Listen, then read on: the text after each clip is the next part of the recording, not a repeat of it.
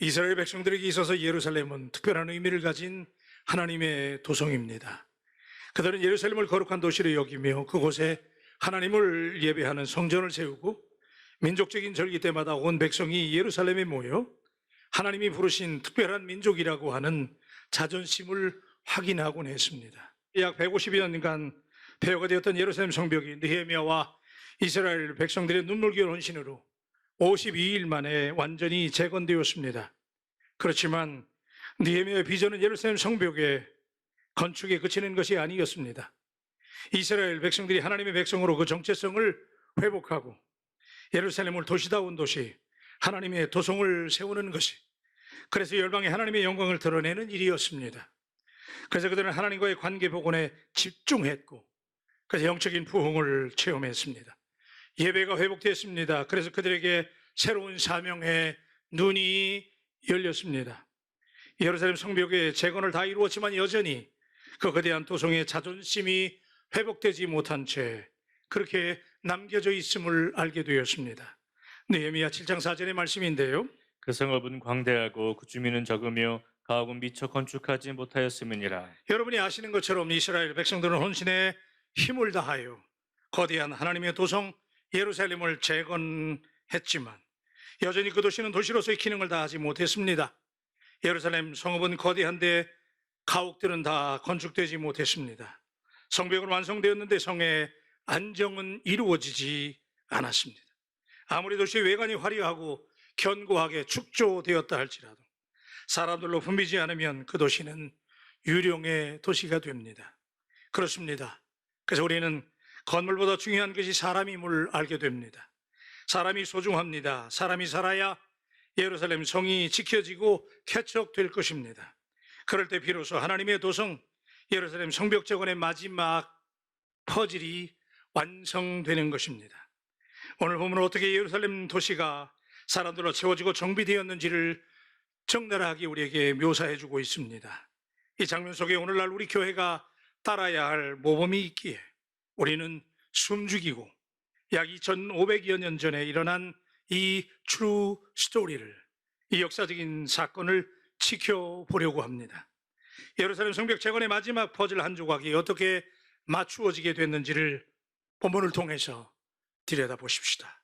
첫째는 먼저 예루살렘에 머물며 헌신의 본을 보인 지도자들이 있었다는 것이지요.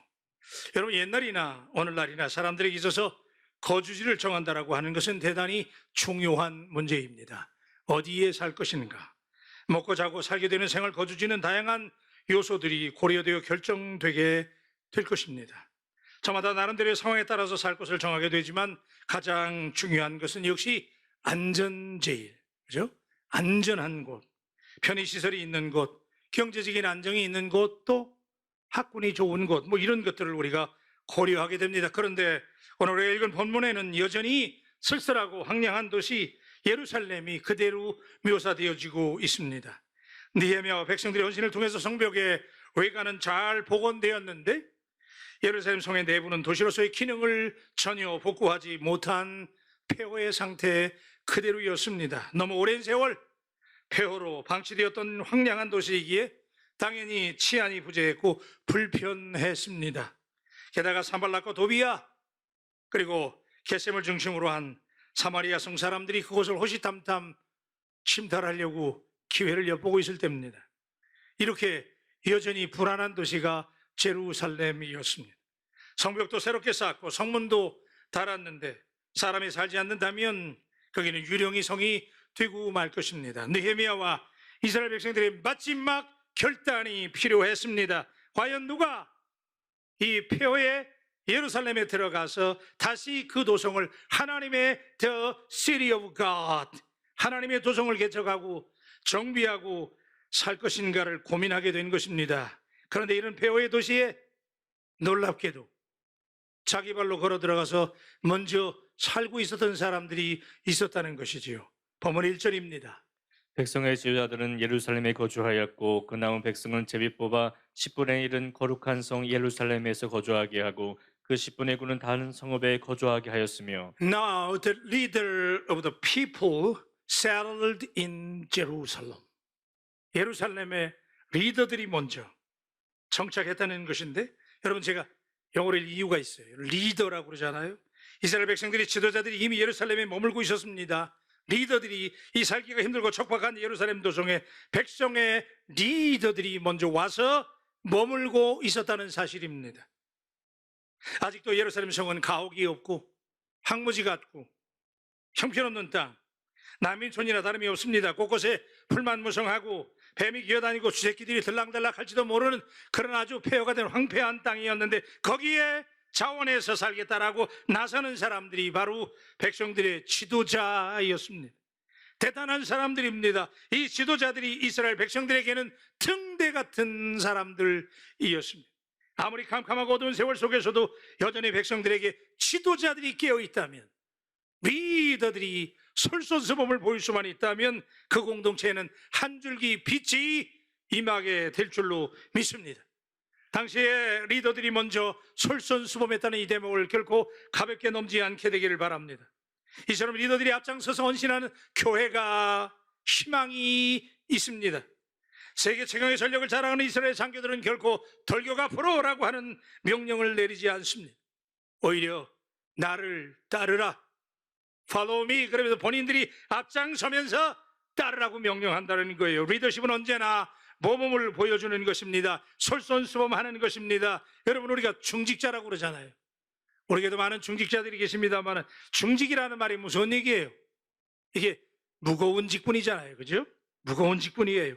교회에서는 직분이 무거울수록 무게 잡는 게 아니에요. 무게 잡는 직분이 아니라 오히려 하나님 앞에 헌신해야 합니다. 중직 자리는 높은 자리가 아니고 헌신하는 자리입니다. 누가 지도자고 누가 리더십입니까? 헌신하는 사람이 하나님 보실 때 리더인 줄로 믿습니다. 누군가 앞서 헌신하면 하나님께서는 반드시 그 공동체를 축복해 주실 것입니다. 그래서 저에게 오늘 이 말씀을 나누면서 희망이 있어요. 우리 마을교회 담임 목사를 포함해서 중직자들이, 직분자들이 하나님 앞에 진정한 리더로 바로 세워지기를 주님의 이름으로 축복합니다. 두 번째는 예루살렘에 거주하기를 자원하는 사람이 너무 많아서 제비를 뽑았다는 사실이에요. 여러분, 이 지도자들의 눈물겨운 헌신의 모범, 가벼운 일 아니잖아요. 지금 이 예루살렘 완전히 황무지예요. 성벽만 제대로 해놨지 안에는 도시가 아니잖아요 지금. 그런데 거기에 리더들이 먼저 굳은 일을 마다하지 아니하고 중직자들이 그 자리에서 먼저 그 도시를 재건하겠다고 exam플이 되었다니까, 모범이 되었던 것을 지켜보면서, 그런데 더 놀라운 장면이, 이게 잘 되는 역사가 이래서 나타나는 거예요. 1절에 보니까 이렇게 이어집니다. 그 남은 백성은 제비 뽑아 10분의 1은 거룩한 성 예루살렘에서 거주하게 하고 그 10분의 9는 다른 성읍에 거주하게 하였으며. 자, 느헤미야가 백성들의 10분의 1을 제비 뽑아서 예루살렘으로 이주를 시켰고 나머지 10분의 9는 원래 자기 성읍에 살라고 교통정리를 했다는 얘기인데, 이 대목이 대단히 흥미로운 관점을 우리에게 제공합니다. 대부분의 설교자들은 이 장면을 이렇게 설교하곤 합니다. 예루살렘이 성벽 재건은 겨우 이루었고, 그래서 새 단장이 되었으나 여전히 내부는 황폐했고 안전이 보장되지 않아서 사람들이 별로 많이 살지 않았기 때문에 누구든지 안정된 도전을 떠나서 예루살렘에 옮겨 살기를 원하지 않았다는 것이지요. 황무지가 되다 보니, 그러니 결국 10분의 1을 제비를 뽑아서 강제로 이주시켰다라고 설교해요. 충분히 수긍이 되는 대목이잖아요. 수긍이 되시는 분들은 고개 좀 끄덕거려 주셔요. 내가 여러분 이해하는 줄 알잖아요. 이게 그렇게 이해할 수 있잖아요. 과연 정말 그랬을까요? 자, 그렇다면 이제 무너졌던 예루살렘 성벽 재건을 마치고 이제부터 본격적으로 예루살렘 도시를, 하나님의 도성을 만드는 마지막 퍼즐이, 그 마지막 과제가 남겨져 있다면 오늘 이 상황에 직면한 사람들이 반응이 어땠을까요? 그 일 하기 싫어서? 그렇게 은혜 받았는데, 그렇게 성령 충만하고 지금 예배가 살아났고 부흥이 회복됐고 감격이 살아났는데 폐허가 됐다고 들어가지 않으려고 그랬을까요? 그래서 제비 뽑았을까요? 사람들이 옮겨가지 않으려고 다 뒤로 빼니까 억지로 그냥 제비 뽑아가지고 사람들을 옮기려고 했을까요? 아니면 사람들이 받은 은혜가 너무나 감사하고 감격해서 내 남은 인생을 하나님을 위해 어떻게 살 것인가, 감격해서 150년간 폐허가 되었던 예루살렘 도시를 내 손으로 재건할 수만 있다면 내 손으로 벽돌 한 장이라도 쌓을 수만 있다면, 내 손으로 삽질 한 번만 할 수만 있다면 내가 거기 선택되기를 바라는 마음으로 자원자들이 너무나 많이 몰려서 제비를 뽑았을까요? 몇 번이에요? 제가 힌트 많이 드렸잖아요. 후자겠지요? 부흥의 물결 가운데 압도되어진 그들은 너나 할 것 없이 모두가 다 영적인 갈급함이 회복되면서 심령에 불이 붙어있는 지금 내 손으로 하나님의 도시, 하나님이 역사하시는 하나님을 만나는 제루살렘을 내 손으로 이루겠다고 얼마나 많은 사람들이 몰려들었는지 느헤미야가 제비를 뽑을 수밖에 없었다고 저는 그렇게 이해해요. 저는 이 대목을 묵상하면서 오늘 우리 교회에 이런 역사가 나타나게 되기를 주님의 이름으로 축복합니다. 은혜가 충만해서 감격해서 늘 울어도 눈물로서 못 갚을 줄 알아. 몸밖에 드릴 것 없어 이 몸을 드립니다라고. 그래서 오늘 본문이 2절에 묘사하고 있는 대로 예루살렘에 거주하기를 자원하는 모든 자들, 얼마나 많은 사람들이 몰려들었길래 느헤미야가 그중에 10분의 1만 제비를 뽑아서 옮길 수밖에 없었을까. 오늘 여러분에게 이런 열정이, 이런 감동이, 이렇게 자원하는 마음이 있게 되기를 주님의 이름으로 축복합니다. 하나님이 누군가는 제비로 그렇게 뽑으실 겁니다. 여러분, 유대인들에게 있어서 구약시대나 신약시대를 통틀어서 제비 뽑기는 하나님의 특별한 부르심을 의미하는 사건이었잖아요. 그렇죠? 그래서 여호수아가 땅을 분배할 때도 제비를 뽑았죠. 하나님의 뜻이라는 거지요. 신약시대 와서 집사들을 뽑을 때도 제비를 뽑았어요. 누가 부르시는 거예요? 제비 뽑는 게 하나님이 부르시는 거예요. 아멘입니까? 그렇게 믿었잖아요. 그래서 잠언 16장 33절에 보니까 제비는 사람이 뽑으나 모든 일을 작정하기는 여호와께 있느니라. 그렇게 믿으시기를 주의 이름으로 축원합니다. 자, 그랬을 때 여러분 이 사람들이 가서 어떻게 살았을까요? 정든 집을 떠나야 되잖아요. 문전옥답 다 정리해야 되잖아요. 예루살렘 도성에 가서 제비 뽑혔잖아요. 영광이잖아요. 그죠? 그러니까 본인들만 간 게 아니에요. 식구들이 다 따라갔을 거예요. 그죠? 다 처분하고 정리하고 그들에게 감격이 있었어요. 야, 내 손으로 하나님의 도성을, 하나님을 만나는 도시를, 예루살렘을 내 손으로 축조하고 내 손으로 새롭게 하고 내 손으로 삽질한다고 하는 그 떨림이 그들에게 있었을 거예요. 내가 제비에 뽑혔구나. 오늘 여러분에게 이런 스피릿이 있나요? 사랑하는 여러분, 오늘 이 바울교 예배 자리는 아무나 와서 앉아있는 자리가 결코 아니에요. 하나님께서 구별하고 택하셨어요. 제비를 뽑고 뽑으셔서 오늘 이 자리에 저와 당신을 옮겨 놓으신 줄로 믿습니다. 시시껍질하게 예배 드릴 자리가 아니잖아요. 오늘 당신은 하나님께서 그렇게 제비 뽑아서 이 자리에 옮겨 놓으신 사람들이라는 사실을 느껴본 적이 있나요? 아무나 찾아오는 교회가 아닙니다. 그래서 교회 사역을 섬길 때, 우리가 교회 섬김의 사역을 섬길 때 하나님이 부르셨다는 거 따라하십시다. 하나님이 부르셨습니다. 아멘입니까? 제비 뽑았다니까요. 그래서 당신에게 찬양단을 맡겨주시고 교사를 맡겨주시고 중직을 하나님이 수많은 사람 가운데 제비 뽑아서, 여기 못 뽑힌 사람 얼마나 많은지 하나님이 우리를 그렇게 뽑아서 여기 옮겨놓으셨잖아요. 직분자가 된다는 것이 명예직입니까? 집사가 되고 권사가 되고 장로가 되고 목사가 되는 것이 명예입니까? 교회 좀 더 높은 자리에 있기 위해서 장로가 되고 권사가 되고 집사가 되는 겁니까? 아닙니다. 폼 잡으려고 완장을 차는 게 아닙니다. 말씀을 체험하고 하나님과 소원한 이스라엘 백성들은 무너진 예루살렘 성안을 들여다보면서 내가 하나님 앞에 제비 뽑혀서라도 쓰임받을 수만 있다면, 하나님이 나를 불러주실 수만 있다면, 그 감격을 가지고 그들은 그 자리에 머물 수가 없었잖아요. 그래서 가족적으로 이주하면서 특별한 사명을 가지고 이 제비 뽑혔다라고 하는 감격을 가지고 쓰임받았어요. 그들이 얼마나 감격했을까요?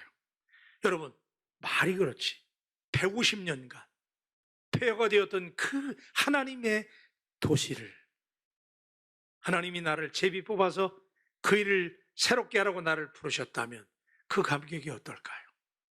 오늘 이 말씀을 듣는 사랑하는 바울 가족 여러분 한 분 한 분에게 그 희열과 그 감격과 제비 뽑힘에 감탄이 있게 되기를 주님의 이름으로 축복합니다. 근데 우리는 신앙생활에 종종 가장 어리석은 모습을 보게 됩니다. 그것은 요즘에 부담 없이 신앙생활을 하려는 모습입니다. 부담을 별로 안 가지려고 그래요. 그죠? 그냥 적당히 믿으려고 그런 생각들이 자꾸 요즘에. 여러분, 십자가는 귀신을 쫓는 무기도 되지만 내가 지어야 될 사명의 멍에인 것을 오늘 이 시간 발견하게 되기를 주님의 이름으로 축복합니다. 우리가 부담의 짊어지고 좁은 문으로 들어갈 때 그것이 결국 넓은 문이 될 것입니다. 그런데 헌신을 오해하지 말자는 거예요. 우리가 하도 헌신 얘기를 많이 하니까 헌신이 헌신짝이 됐어요. 헌신이 뭐예요? 많은 사람의 헌신은 마음을 드리는 것으로 오해해요. 아니에요. 마음들은 너무 잘 드려요. 다들 마음을 드린대. 근데 주님이 받으시는 게 없어요. 몸으로 안 드리니까. 그래서 종종 하는 말이 뭐라고 핑계대냐면, 아유, 목사님, 마음은 원인데 육신이 약해요, 그래요. 그죠? 더 이상 그렇게 핑계대면 안 돼요. 헌신이라고 하는 말은, 여러분, 헌신의 헌자는 이게 바칠 헌자예요. 신자는 뭐예요? 몸신입니다. 마음을 바치는 게 아니에요. 몸을 바치는 거예요. 아멘 좀 하세요. 몸을 드려야 된다니까요. 오늘 마음을 드린 사람 너무 많아요. 근데 하나님 받으신 게 없대. 왜? 마음은 드리는 것 같은데 몸이 안 따라가는 거예요. 여러분, 아브라함이 이삭을 바칠 때 그 아들이 어떤 아들이었어요? 저는 이 얘기할 때 꼭 우리 막내둥 얘기하는데, 저도 늦은 나이에 막내를 낳아놓고 보니 세상에 없는 아들이더라고요. 예? 얼마나 이놈이 정말 그래요. 그 소중한 아들인데, 여러분, 그렇다고 또 다른 애들이 소중하지 않은 건 아닙니다. 우리 애들이 또 이거 방송을 보기 때문에 제가 그 얘기를 꼭 해야 됩니다. 다 소중한 아이들. 자, 자식이 그렇게 소중해. 근데 여러분, 100세에 얻은 아들 독자를 하나님이 바치래요. 세상에 이런 황망한 하나님이 어디 있어요? 여러분, 우리가 그 말에 쉽게 아멘하지만 진짜 그럴 수 있어요? 못해요. 100세에 하나님께서 그나마 하나 주신 아들인데 주실 때는 언제고 하나님이 도로 바치래. 바치는 것도 그냥 바치는 게 아니야. 불에 태워드리래. 번제로 드리래잖아요. 정상적인 아버지라면 이게 가능한 일이에요? 불가능했어요. 근데 아브라함은 하나님의 명령에 헌신했어. 왜 그렇게 헌신한지 아세요? 창세기 22장 3절에 보니 아브라함이 아침에 일찍 일어나 나귀 한 장을 지우고 두 종과 그의 아들 이삭을 데리고 번제에 쓸 나무를 쪼개어 가지고 떠나 하나님이 자기에게 일러주신 곳으로 가더니 그날 아침에 아브라함이 모리아산까지 가고 싶어 했겠어요? 못 가요. 도저히 발이 안 떨어져. 떨어지는 게 비정상이지. 못 가요. 근데 아브라함은 어떻게 했어요? 이 말씀에 보니까 아브라함이 아침에 늦지막히 일어나가 아니고 아침에 일찍 일어나. 이럴 때는 여러분들이 아멘을 넣어줘야 돼요. 아멘. 늦지막히라서 못 갔어요. 아침에 일찍 일어나. 마음이 먼저 간 게 아니고 몸이 움직였어요. 여러분, 우리 그럴 때 있잖아요. 새벽에도 나가야 돼. 아, 근데 몸이 무거워. 에휴, 마음으로 드리지? No. 그때 어떻게 되냐면 그럴 때 그냥 일어나야 돼. 그죠? 그래서 몸부터 움직여 놓으면 마음이 따라가게 될 줄로 믿습니다. 이게 중요한 거예요. 헌신을 오해하지 마세요. 아브라함이 아침에 일찍 몸을 움직였어요. 마음이 안 따를 때 몸을 움직여야 됩니다. 그게 몸을 드리는 거예요. 일단 몸을 움직이면 순종이 따라오게 될 줄로 믿습니다. 어떻게 해서라도 몸을 움직여서 헌신의 자리에 여러분을 갖다 놓으세요. 그러면 하나님이 그 마음 받으시고 역사하시잖아요.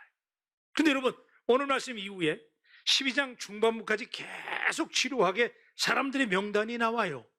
이 사람들이 뭔 사람들이냐면 이 사람들이 예루살렘으로 제비 뽑혀서 간 사람들이고 또 뽑히지 못한 사람들의 명단까지 거기 나와 있어요. 이 사람들은 뽑히면 뽑힌 대로 안 되면 안 된 대로 있는 자리에서 충성했거든요. 자, 그런데 그 사람들의 헌신자들의 명단이 쫙 기록했잖아요. 우리 그런 거 익숙하잖아요. 우리 문화에 누구 외에 이하 동문 그러잖아요. 그죠? 이해가 되시면 끄덕거려 주셔야 됩니다.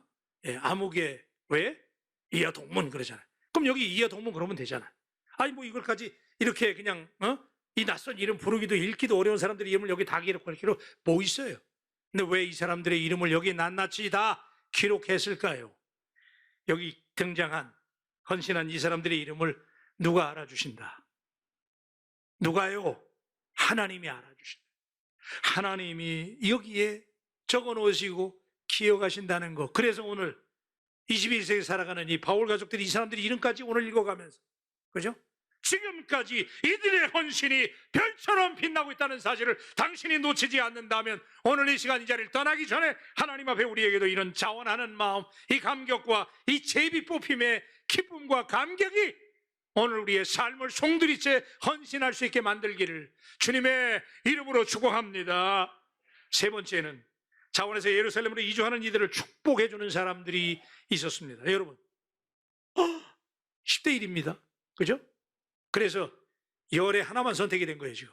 그리고 나머지는 다 원래 있던 대로 다 가서 있는 곳에서 헌신하라는 거잖아요. 그런데 자 이럴 때 이게 문제란 말이에요. 항상 이제 이게 이제 우리식으로 말하면 교회에서 제비를 뽑잖아요. 직분자를 맡기고 이제 장로들도 세우고 이제 이거 할 때 사람이 많으니까 제비를 뽑아야 되는데 어떤데 거기서 안 뽑히면 요게 이제 묘한 거예요. 평소에 다 아멘하잖아요. 근데 여기에 안 뽑히면 그때부터 섭섭증이 생기는 거예요. 그죠? 왜 나를 안 뽑았냐는 거예요? 근데 여러분 오늘 이 마지막 퍼즐을 맞춰가면서 예루살렘 성벽과 이제 성 안에 하나님의 도시를 만드는 이 마지막 퍼즐을 완성해갈 때 여기 제비 뽑힘의 감격을 누리지 못한 사람들이 그 사람들이 어떻게 반응했느냐 이게 굉장히 중요하거든요. 본문 2절입니다. 예루살렘에 거주하기를 자원하는 모든 자를 위하여 백성들이 복을 빌었느니라. 할렐루야. 아멘입니까? 감동적인 장면 아니에요? 제비뽑기에 선택되지 못해서 예루살렘 성전을 복구하는 일에 참여하지 못했지만 그들은 그들 나름의 감격과 사랑을 가지고 제비뽑기에 선별되어 예루살렘을 향하여 비장한 결심과 각오로 떠나는 10분의 1의 사람들과 그 가족을 위해서 기쁨으로 축복해주는 사람들의 모습에서 저는 오늘 우리 바울교회의 모습을 찾고 싶습니다. 우리 이 장면에서는 보냄을 받는 사람들과 축복해주는 사람들이 있음을 관찰합니다. 이 얼마나 아름다운 장면입니까? 이것이 바로 참된 교회의 모습입니다. 교회는 지상에서 가장 아름다운 공동체인 줄로 믿습니다. 교회는 이 땅에 세워진 하나님 나라의 모델 하우스입니다. 하나님 나라 못 가봤잖아요 우리. 근데 그 나라를 맛볼 수 있는 것이 바울교회 되기를 축복합니다. 그래서 우리 교회는 감격이 있습니다. 눈물이 있습니다. 우리 교회는 격려가 있습니다. 세상살이에 지친 사람들이 바울교회로 달려오면 여기 와서 축복을 받게 되고 기적을 경험하면서 치유의 역사가 나타나기를 주님의 이름으로 축복합니다. 그래 마음이 회복되는 자리, 축복하는 자리, 이것이 교회의 참된 모습이라면 오늘 우리의 모습을 한꺼풀 벗겨서 오늘 바울교회의 모습을 들여다보십시다. 우리가 정말 이런 매력이 있는 교회입니까? 다른 사람 누가 잘 된다고 그러면 누가 뽑혔어요? 대박이 났어요? 누가 지금 일을 열심히 해요? 정말 축복해주고 있나요? 오늘 여러분 우리 정말 서로를 위해서 우리가 해줄 수 있는 게 뭐 있어요? 우리 서로 축복을 나누어 주기를 주님의 이름으로 축복합니다. 놀라운 사실은 우리가 누군가를 축복하잖아요. 그럼 하나님이 축복해주는 그 대상을 축복하셔요. 그런데 더 놀라운 사실은 그 사람에게 축복이 임할 뿐만 아니라 하나님은 내게도 축복을 따따블로, 이럴 때 아멘하는 사람은 그대로 이루어질 겁니다. 축복을 빌어주면 그 축복이 내게 따따따블로 그냥 임하게 되기를 주님의 이름으로 축복합니다. 이게 제 얘기 아니에요. 성경에 있는 얘기란 말이에요. 하나님께서 우리가 축복을 빌어줄 때 그 축복이 우리가 누군가를 미워하면 내가 괴로운 거예요. 가만히 생각해봐. 누가 막 하는 걸 질투하고 시기하면요, 내가 창살 없는 감옥에 갇힌다니까. 그래서 주름 더 늘어나고 스트레스 받게 되고, 그래서 심장병 오고 고혈압 오고 그러는 거예요. 우리 바울교회는 Blessing Church, 우리 서로 축복하고 경쟁 상대가 아니에요. 그죠? 내가 비록 못 뽑혔을지라도 여전히 하나님은 그 자리에서 내게 충성하게 하시니까 여러분 우리 서로 마음을 다해 기도해주고 축복해주는, 그래서 우리 바울교회는 진짜 교회가 되기를 주님의 이름으로 축복합니다.